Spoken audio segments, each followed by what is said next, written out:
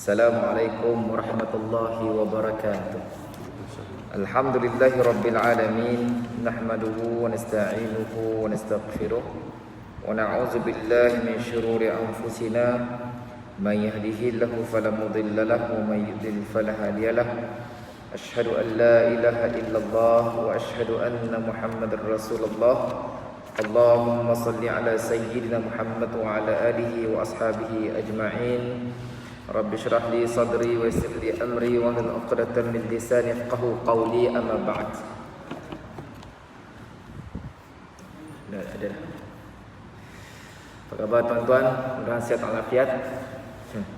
Jadi sebelum kita lanjut ataupun memulakan kuliah kita, mungkin saya kenalkan diri saya sikit lah. Kami tu asal daripada Kapit. Tapi ada juga adik kakak kami di belah kampung Sinjan situ.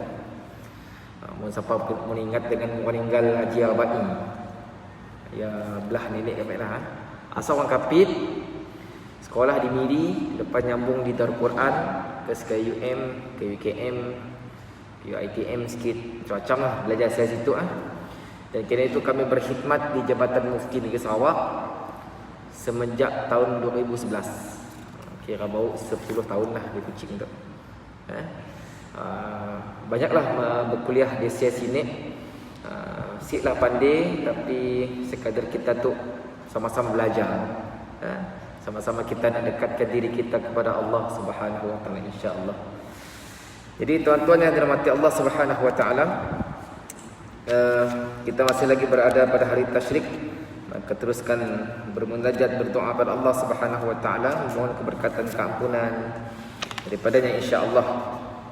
Jadi hari itu saya nampak kitab yang agak nipis, tapi walaupunnya nipis, isi kandungannya masya-Allah sangat baik, iaitu kitab yang ditulis oleh Syekh Muhammad Saleh, seorang ulama yang besar di Mekah, dan namakan kitabnya Makarimul Akhlaq atau kemuliaan akhlak. Kita sih perlu rasa macam lejuk untuk tahu tuan-tuan, sebab kata orang ilmu tu semakin kita belajar semakin bagus. Sebab ilmu tentang Allah, ilmu tentang Rasulullah sallallahu alaihi wasallam, satu ilmu yang akan pernah rasa padam dalam kehidupan kita. Sebab kalau tuan-tuan fikir sejenak, ke sini kita nampak kehidupan kita tu. Kaya ni kita, besar ni pun rumah kita, besar ni pun gaji kita, miskin ni pun kita. Seada lain tuan-tuan, wa ma khalaqtul jinna wal insa illa liya'budun. Sadaqallahul azim. Tidak aku jadikan jin manusia melainkan untuk mengabdikan diri kepadaku. Jadi kehidupan kita tu menyaksikan ada kata akhirnya. Di dunia tu walaupun kita dah meninggal, tapi jangan lupa ada kehidupan yang akan kekal abadi sampai bila-bila. Bakat Al-Qadiyat, seorang tabi'in yang hebat, yang ada apa hidup di dunia tu bagus ni pun kita, nyaman ni pun makan, apapun nikmat yang kita dapat, susah ni pun kita, yang pasti akan berakhir. Nah, tapi akhirat bersifat kekal abadi. Nah, sebab dalam Al-Quran Allah sebut setengahnya dalam berdiri di padang mahsyar 40 tahun tuan-tuan. Ada pandangan pada berdiri pada mahsyar 70 tahun, berdiri je. Si pakai baju, si pakai luar, kaki manuk, matahari sejengkal tak pala. Jadi kita tahu Nabi mana? Manusia atau 7 kumpulan yang akan dilindung bawah arasy. Salah sikitnya kita tu lah yang pergi masjid, rindu dengan masjid, bertemu dan berpisah kerana Allah. Maka tuan-tuan, apabila kita tu makin belajar, makin tahu, maka kita akan menganggap kehidupan dunia atau kehidupan yang sekejap, kita sepatutnya risau dengan kehidupan yang kelak di akhirat. Maksudnya, bila kita sedar, tahu kehidupan akhirat tu sangat-sangat merisaukan, kerana itu kita akan berusaha sebaik mungkin untuk menjadi manusia yang terbaik. Siapa nak bertangguh-tangguh kita nak memula benda baik tu. Nak mula benda baik bukan esok, kelak, lusa, sudah. Terus pola kini. Nah, Jadi semua kita tu si tahu dosa kita banyak ni, pahala kita banyak ni, ya? Kerana orang-orang yang baik itu ia risau akan kehidupannya kini tu dan kelak. Tuan-tuan, kita dalam tafsir, saya tu banyak aja tafsir. Jadi saya banyak ingat juga beberapa tafsir dalam surah Takwir, An-Naba. Kita ada di dunia tu, bila adik kakak kita sakit, siapa dia bingung kita lalu? Mak, bapak, anak, bini nak. Tapi di padang mahsyar kelak terbalik. Di padang mahsyar nangga bini lari, kita lari. Nangga anak lari. Allah sebut Quran, bukan saya sebut. Dalam surah At-Takwir. Manusia di akhirat kelak di padang mahsyar, bila nyenangga ai keluarganya lari diri sebab bingung, tuan-tuan, bingung.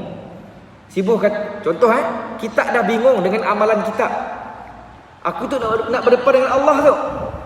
Allah akan nanya. Daripada aku balik sampai aku mati, Allah akan tanya. Lepasnya anak lagi yang menuntut hak sebagai anak kita. Pendidikan agama macam ni, nafkah macam ni, bini kita macam ni juga. Mak kita, tanggungan kita, semua akan menuntut kita. Bapak kita lari, tuan-tuan. Jadi peringatan macam tu yang datang daripada agama tu, tuan-tuan, bukan nak merosakkan diri kita, tetapi menjadikan kita tu manusia terbaik. Dengar, pola, dan kita sebar-sebarkan insya-Allah. Tuan-tuan mati Allah Subhanahu Wa Taala. Jadi kita pergi kitabnya simple aja, tetapi saya yakin perbahasannya besar. Manfaatnya sangat bagus, tuan-tuan. Okey. Bila cerita tentang akhlak, tuan-tuan panggil bagus, nak selalu kita berpesan dengan anak kita, jangan pola baik. Jadi persoalannya baik ya dari sudut macam ni. Sebab baik tu banyak, tuan-tuan. Bukan kita aja, orang bukan Islam pun baik juga. Orang putih baik. Jadi baik macam ni yang kita mau. Baik yang dituntut oleh syariat. Baik yang ditunjuk oleh Rasulullah sallallahu alaihi wasallam. Kita bersalawat. Bahkan setiap masjid mesti ada nama Muhammad. Tetapi ni akhlak Rasulullah yang kita hadir dalam kehidupan kita. Diri kita sebagai suami, diri kita sebagai anak dan sebagainya. Okey? Jadi kita lihat akhlak tu, kata Syekh dalam kitabnya, sebagaimana menurut ahli ilmu adalah gambaran diri seseorang dari segi batin. Batin tu dalaman. Jangan sahu orang kita itu sensitif sebab batin tu, ingat batiniah. Bukan batin dan zahir. Orang kita tu pelik, ilmu batin, nafkah batin, maaf zahir dan batin. Batin dan dalaman. Satu mu sebut ilmu batin, aku mau belajar ya. Bukan ilmu batinnya. Nafkah batin kah, kekuatan batin kah, bukan. Sikit ilmu tok batin. Ya saya dah sebelah Tanjung ni. Jadi gambaran kita daripada dalaman, kata ahli ilmu. Okey. Kerana katanya setiap kita tu ada dua gambaran. Pertama, bentuk yang zahir, luaran kita tu. Bentuk fizikal yang Allah ciptakan untuknya. Kita telah mengetahui bahawa bentuk yang nampak ini ada yang indah, ada yang buruk, dan ada yang pertengahan. Jadi semua kita tu ada kekacakan masing-masing. Dan kacak ya suatu yang indah. Dan kaca tu subjektif. Allah itu indah, suka yang indah. Dan semua kita tu syukur. Sebab bila kita nangis cermin, tuan-tuan, apa doa yang diajar? Ya Allah, sebagaimana engkau indahkan wajahku, indahkan pribadiku, maka indahkanlah akhlakku. Ada orang muka bagus, cukup kaki tangan, tapi anginnya jahil. Okey? Ya, secara umum. Yang kedua, maka demikian juga pembentukan bentuk yang batin, dalaman. Sebagaimana luar tu ada jahit, ada bagus, ada pertengahan, sama juga dalaman kita tu, hati kita. Katanya ada yang baik, ada yang buruk. Daripada dalaman itulah disebut akhlak. Sebab dari dalamnya keluar. Belum tentu yang keluar tu yang ke dalam. Sebab ya bila orang tu baik, orang si nangga punya kemalah baik. Mana orang malah baik tu untuk ditangga orang, bukan baik dah.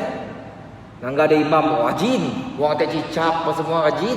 Ada imam bergoleng lenyam, muka segala macam.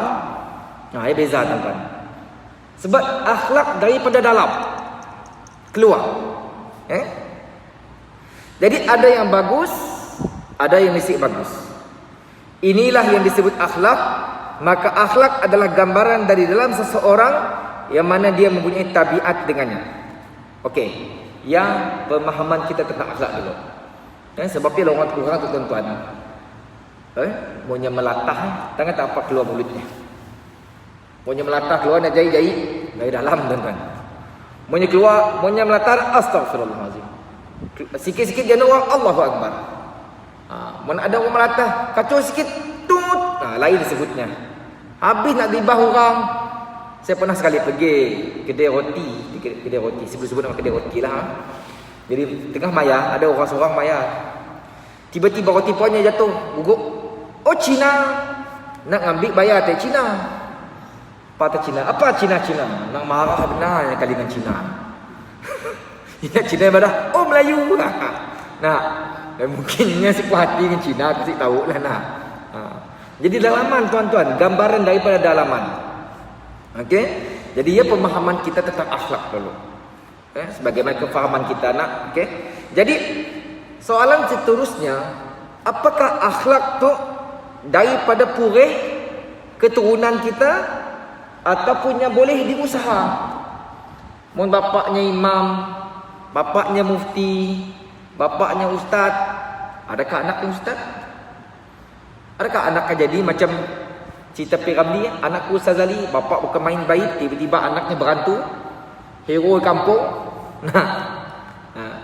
Persoalan timbul, sama ada akhlak tu dapat dibelajar ataupun monnya purih bagusnya ke bagus. Nah, tu persoalan yang timbul. Selalu kita madah bila kita nangga kelakuan ada setengah-tengah orang di kampung kita, jaya ni ikut situ bapaknya ya. Siapa si kenal dengan bapaknya? Si kampung tahu. Nak tutur orang kita. Betul si macam ni. Adakah bapak yang tadi orang keluar dari jail bermaksud rumah purihnya tu si bagus? Kita belajar bila tentang ulama-ulama silam. Macam Al-Qadi'iyat. Al-Qadi'iyat tu dulu mari sebelumnya bertaubat dan berubah jadi seorang pakar hadis, pakar ulama, pencuri tuan-tuan, perompak. Asalnya perompak. Bukan semua ulama tu memang daripada purihnya bagus. Nisi ada yang memang kaki gangsta. Serupa seorang ulama di Mesir ya. Jadi itu persoalan timbul. Okey. Jadi kata Syekh yang ulasan, tidak diragukan lagi bahawasanya akhlak itu ada yang tabiat, ada yang berbentuk purih. Ada yang ada. Dan ada juga berbentuk usaha. Si mestinya tak jahit, nang jahit. Si mestinya tadinya berusaha, si kan dapat. Bermaksud dua-dua boleh jadi. Boleh jadinya daripada keturunan, boleh jadi juga yang diusaha. Sebab bila kita nak orang tang pelik obat tang masjid kita, nak sibuk tak lumurunya. Kau tu makin login semua tu. Ada dibuat sih, mungkin dia nak berubah. Mungkin dia nak bertaubat tuan-tuan. Nak daripadanya pergi ke tempat lain, nya pergi ke gereja kah, nya pergi ke tepekong kah, nak bagusnya pergi kita situ. Ahlan wa sahlan, siapapun tuan-tuan datang ke sini nak berubah silakan. Nya si tahu kita padah bagus-bagus. Kita nangga akhlak Nabi. Kita nangga keadaannya habis orangnya. Nabi nangga orang Arab Badui masuk ke Masjid Nabawi, manca dan manca nak kemih. Di kemihnya bukan asuh ke manusia, kemih. Sahabat apalagi bila nanggai. Makin Umar bercerita kita lah. Nak mau kerjanya. Nabi madah tanah yang kemih lo. Tanah yang kemih sampai habis boleh kacau kata Nabi. Dah kemih habis, Nabi madah curahlah air kemih tadi dengan air. Macam Nabi madah. Lepas dia bawa Nabi madah dengannya. Masjid tu macam itu tu. Tangga tak akhlak. Nabi ngajar macam ni. Okay. Jadi sebagaimana akhlak itu ada yang bersifat tabiat, maka ada juga yang berasal dari usaha. Maksudnya adalah sebagaimana seseorang itu mempunyai tabiat akhlak yang baik dan terpuji, maka boleh juga akhlak itu didapati dengan cara usaha dan latihan. Macam kita kata, asalnya mungkin kita tu bukan orang sembahyang tuan-tuan. Tapi kita sikit, lama. Berkata orang tua kita, belakang parang mau diasah tajam juga. Mudah hari ngasah. Sibuk kata belakang parang, yang tajam yang mesti diasah, tajam sih. Tahu tu saya boleh nak siapa cerita parang. Nah, ibu kata belakang. Mata parangnya walaupun tajam macam ni, mau dah 3-4 tahun si diasah, tajam tak? Si tajam. Dedek lagi belakang parang, mau dah maksudnya nya boleh diusaha tuan-tuan. Dapat dipatih kita. Macam Quran tuan-tuan. Quran, kalau kita memang pandai baca Quran, qari kah, hafiz kah, tinggal tak 2-3 bulan si baca.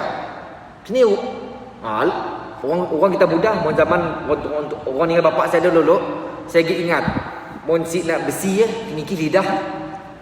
Tebal lidah kau tu, nyebuti betul nikih lidah mah. Tuan tu ada mari. Bidui lah apa macam-macam cara. Nak pada Quran. Walaupun kita fasih macam ni baca Quran, kita tinggal siapa aja. Macamnya akhlak kita hanya kena dibiasa. Sambil mudahlah tuan-tuan kita pakai kereta lah. Saya ambil analogi mudah. Kereta automatik. Kata orang, sebila saya belajar macam-macam balik padahal, bila kita nak berhenti, sebelum narik handbrake pergi ke neutral dulu, baru tarik handbrake. Lepas saya baru pergi ke parking supaya gearbox saya rusak. Asal kita start kereta tarik nak. Dah rusak baru kita nyela biji mata. Bila di komen madah tu 7,000 8,000 ya Allah. Nah. Jadi saya mana bini saya cuba patih dulu. Mula-mula sengkol tuan. Sebab biasa kita pergi parking terus baru nak handbrake. Nak nyuruh makan masa sebulan juga. Sebab mungkin dah tua, mungkin biak, mungkin cepat. Benda simple lah nak mati. Benda macam ni tuan-tuan. Kalau dalam bentuk kehidupan dunia kita macam ni, perlu dibiasa. Sama juga agama tu, akhlak tu. Macam kami ingat orang tua dulu. Bila berjalan depan orang, coba si tunduk tak? Tak palak dipaluk orang tua lu kak nak. Kesia, buat saya ingat lagi. Bila orang tua kan suka kelakar di dapur. Bila kita kecil-kecil, duduk siap melunggak. Patah orang tua, melunggak orang tua kelakar kau. Keluar ni. Tapi lama ditegur orang tua, faham.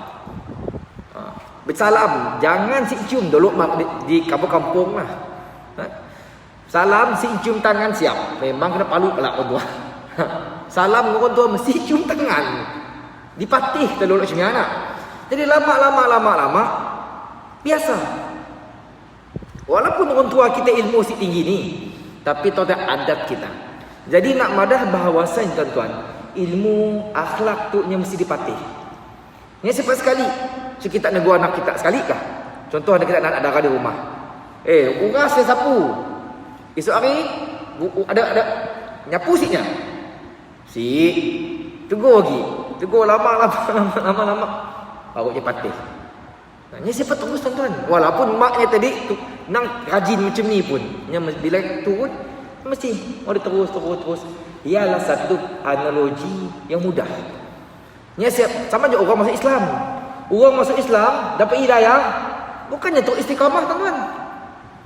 Orang berapa banyak artis. Pergi ke Mekah, taubat, ke tudung. Pulang, terbang si tudungnya. Terbang. Nya siapa kita dapat hidayah, menjamin untuk terus jadi baik sih. Nya kena diusaha. Macam saya punya tuan-tuan. Walau saya ustaz, bekerja di Tuan Mufti.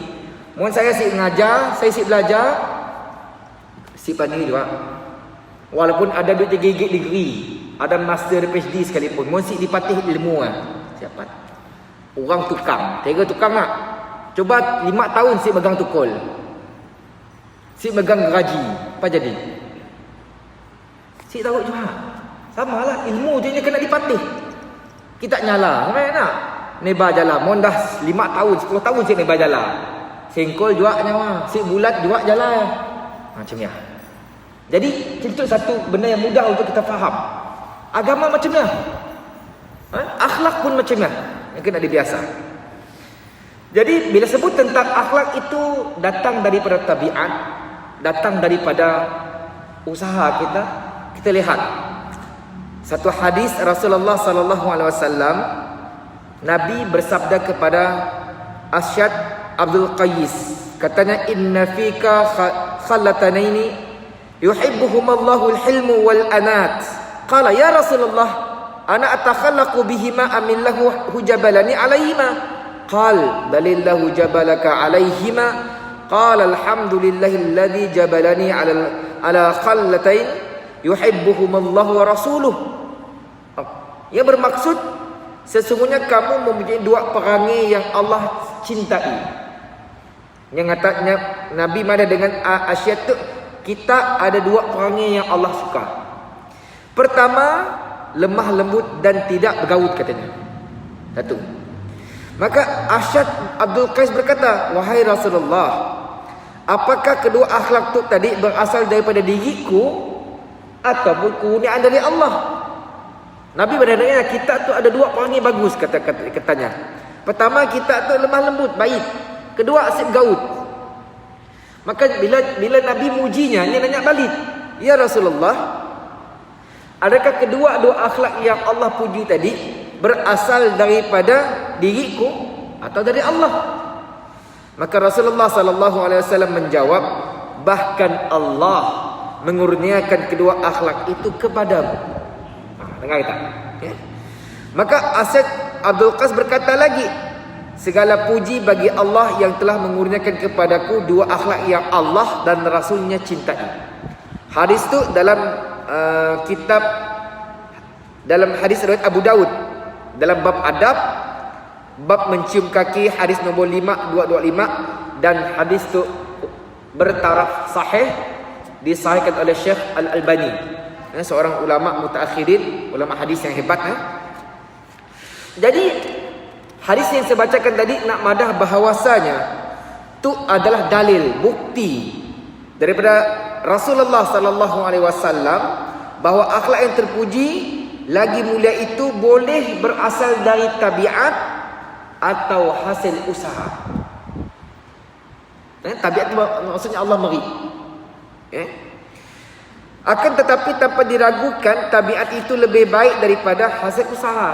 Katanya, tabiat tu maksudnya yang kita dapat, yang kita pati lama-lama tu, yang memang kita dapat daripada orang tua kita, lebih baik kata Syekh.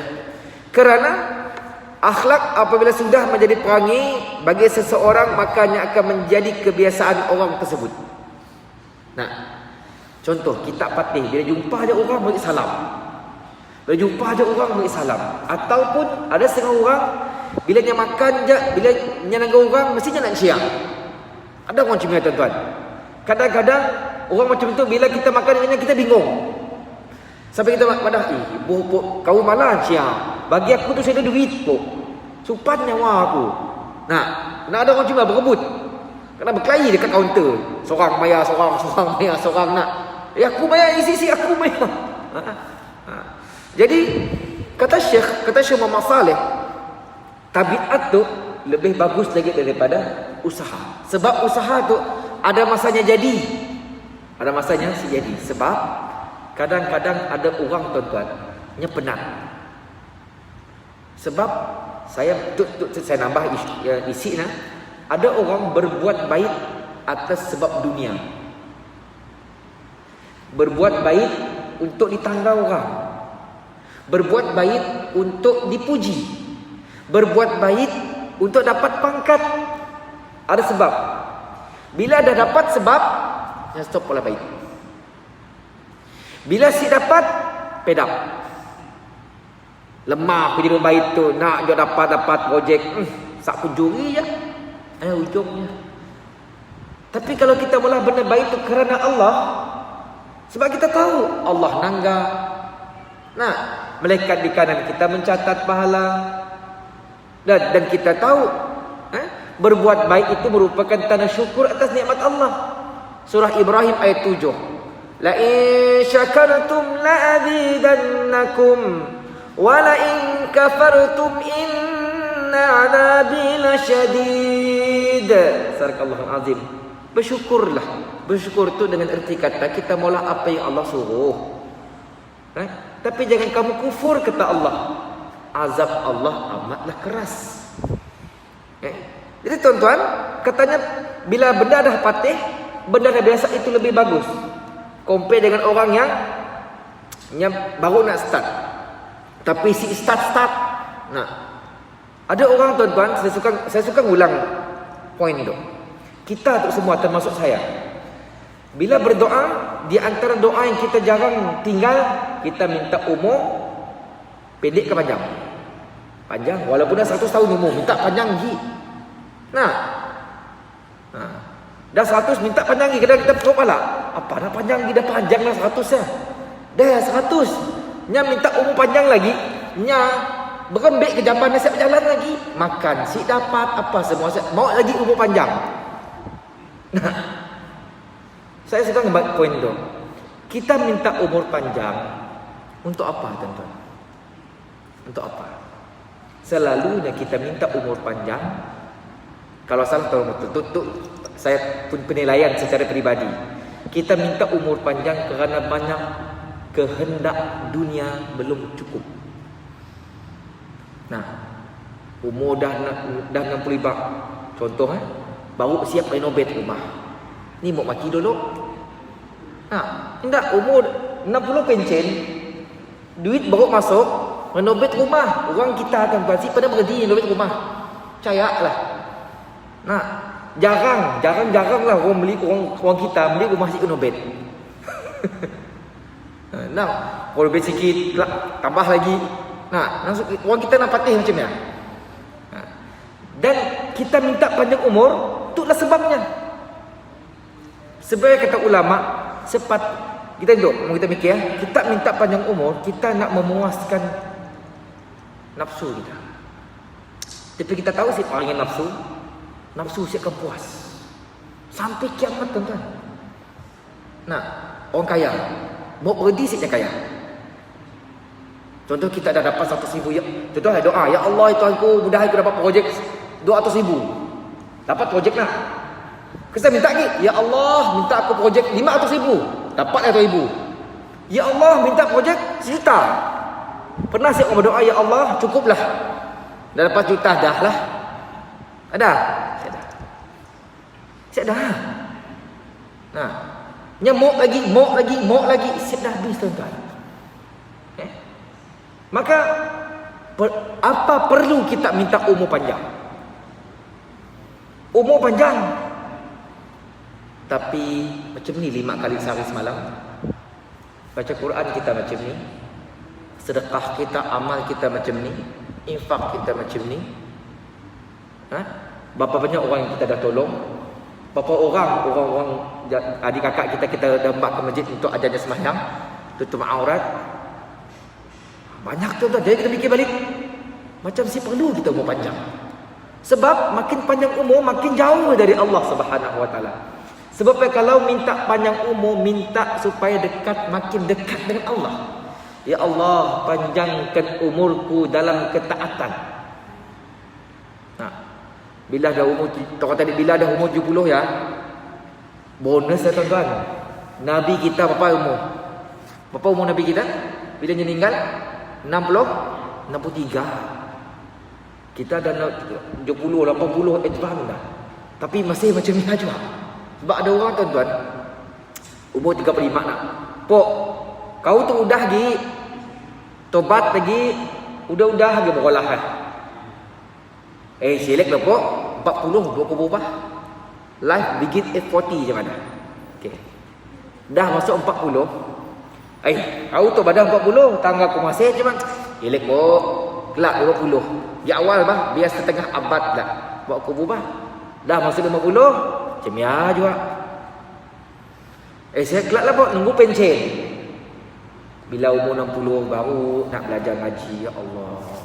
Baru waktu yang supan dah. Nak pergi ke masjid supan dah. Orang kadang-kadang si tahu nak kunut pun si tahu. Nak baru tu kan orang takbir raya nak. Macam-macam timbul. Ada orang suruhnya kamat anak di takbir raya dengan anak. Bang, kita azan dengan anak tu lah. Allahu Akbar Allah. Ya bini mereka dah. Bang, ya azan, ya takbir raya bang.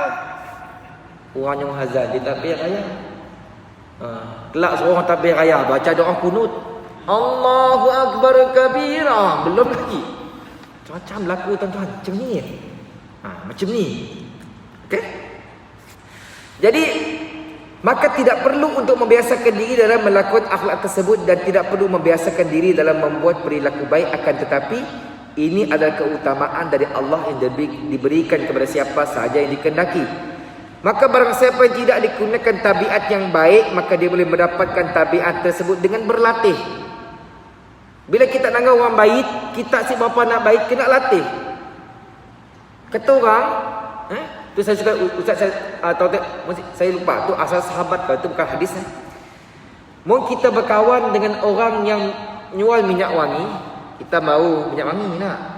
Mungkin kita berkawan dengan orang yang welding api berlubang-lubang bajunya, baju kita berlubang juga. Kita si welding pun, tapi kita berkawan dengan orang welding, berbau besi juga kita. Nah, kita si rokok, kawan berdodon dengan orang rokok. Pulang rumah, bang apa dah? Abang rokok ke tak tu bang? Siapa pernah kita rokok? Kawan yang merokok. Nah, jadi tuan-tuan, kalau kita tahu tu suruh masjid, kacak masjid tu. Saya bila dijemput ya Rabbi. Sik sabar dah, masjid Darul Naim. Saya dulu mari saya lalu bila tahu nyetik dah. Belum siap kena. Bila siap tu? Tahun tu nak. Bila saya limpas tak, saya niat. Masjid tu siap dah hala dapat ngajar situ. Allah makbulkan. Nah, masjid tuan-tuan, kita tahu tempat orang-orang baik. Masjid itu tempat orang baik. Nah, dan bila orang datang ke masjid, walaupun nasib baiknya nak jadi baik. Berdodon dengan orang baik, lama-lama kita akan jadi baik. Kita bukan orang Melano tuan-tuan. Berdodon dengan orang Melano, pandai kita Melano. Pandai wa inna wa ittawa kabut tak faham. Saya tu budak ni guna pelik-pelik dalam Melano. Nah. Jadi tuan-tuan, maka kata Syekh, kita boleh dapat benda-benda baik tu dengan kita berusaha. Pertama tadi yang terbaiknya kalau yang jadi tabiat. Tapi kalau kita tu si baik, jangan kita give up, jangan kita putus asa. Contoh enak kita macam tu. Macam ni lah aku nak baik tu, bapak aku tu kan yang baik. Si tuan-tuan salah, pemahamannya salah. Kita semua saya ada peluang, saya ada pilihan. Kita si dapat membuat pilihan siapa jadi bapak kita. Tahu sih? Siapa jadi mak kita? Ada di kalangan sahabat yang bapak maknya kufur, yang kafir ada, tapi anaknya sahabat. Nah, Abdullah bin Sabah, siapa sih kenal Abdullah bin Sabah? Yang seorang munafik, yang ketua munafik, tapi anaknya hebat, anaknya sahabat. Adakah bermaksud bapaknya munafik, anak munafik? Si bapak munafik, ketua munafik Madinah, sampai Rasulullah nak sembahyang jenazah ditegur oleh Allah. Dibenarkan oleh Allah untuk sembahyang jenazah. Tapi anaknya sahabat. Tengok tuan-tuan. Okey, jadi timbul persoalan. Kita nanggap perbahasan lebih lanjut. Yang mana lebih utama? Seseorang yang dikurniakan akhlak yang terpuji atau seseorang yang berusaha untuk berakhlak dengan akhlak yang terpuji? Siapa yang lebih tinggi kedudukannya dan lebih besar pahalanya? Kami katakan tentang masalah ini, tidak diragukan lagi bahawa orang yang dikurniakan akhlak terpuji itu lebih sempurna kerana dia berakhlak mulia atau kerana wujudnya akhlak mulia itu pada dirinya, dan juga kerana dia tidak perlu letih dan bersusah payah. Kata Syekh, perangai itu tidak akan hilang di manapun dia berada kerana akhlak mulia itu telah menjadi tabiatnya.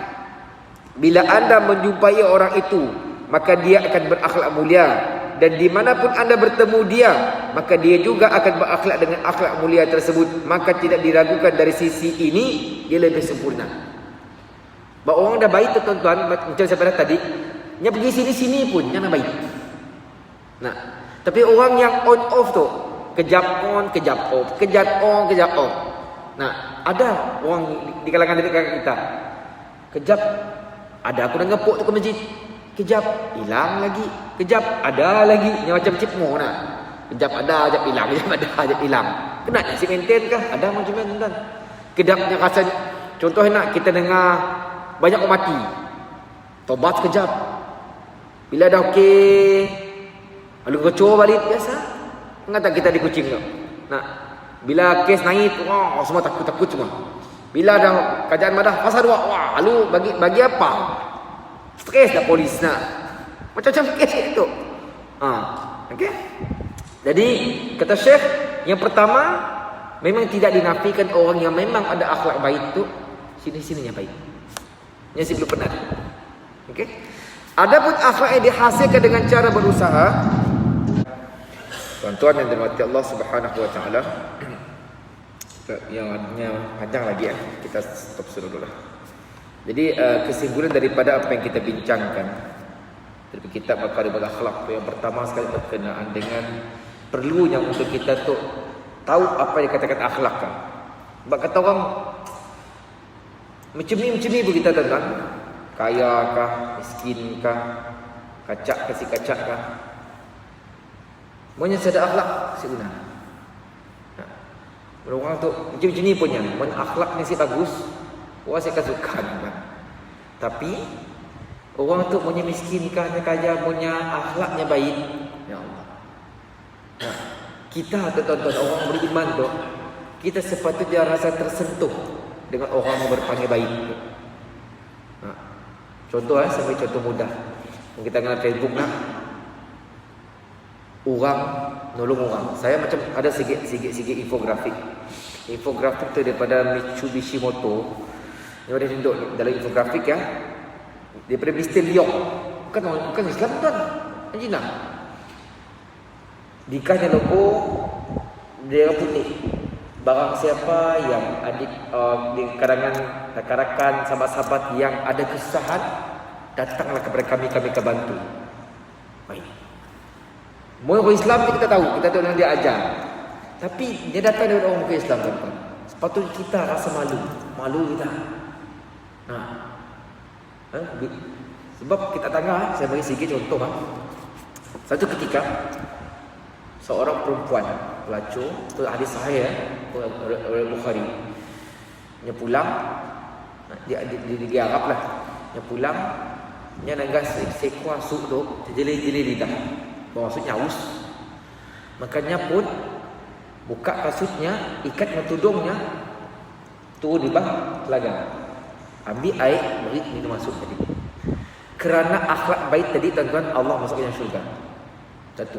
Yang kedua, seorang manusia yang hampir-hampir mati, tapi dia beri orang minum selamat. Satu hari pulang, dia nak asuk sama juga, nak mati dah. Dia turun ke lebah, ambil air pakai kasutnya, masuk dalam mulutnya, daripada mulutnya dia beri air kepada kasut tadi. Dan kasut hidup. Maka sahabat tanya, ya Rasulullah, macam ni hukum macam tu, kes macam tu. Maka kata Nabi, kalau dengan binatang pun disuruh pola baik, apa terlalu dengan manusia. Maka yang kedua tuan-tuan, perlunya kita tu untuk membiasakan mati diri kita tu untuk pola baik. Bila kita pola baik, anak kita akan ikut. Kita nyuruh anak kita semayang, kita siap benar semayang. Macam ni. Orang tua kita ada apa? Ketam mengajar anak jalan lurus. Ketam bapak pada nak jalan lurus kan? Ketam ada kita dengan orang pak kita jalan singit, aku suruh jalan lurus. Niat kita itu lagi penta tuan-tuan. Niat kita itu kan zaman kita dulu mari orang tua kelakar si jawab, kita kena itu kelakar tak gak? Tegur tak jawabnya. Sikit kelakar tak 10 jawabnya. Niat kita itu. Jadi kita nak ada kebersihan, kita jadi orang yang baik, nak baca Quran, mula dengan kita. baru anak-anak keluarga kita akan ikut tuan-tuan, insya-Allah. Jadi mudah-mudahan apa yang kita sama-sama belajar untuk si banyak sikit akan jadi panduan, kita boleh sebar-sebarkan. Mudah-mudahan ada manfaat daripada kelas kita nanti insya-Allah. Jadi kelas apa kita tangguh dengan surah Al-Asr dan tafsir kafarah serta doa. Soalnya ibu bukan solat, ibu start. Nah, saya siapa suka bukan solat dia bawa bubuk semayang. Kelak next time insya-Allah kali ya.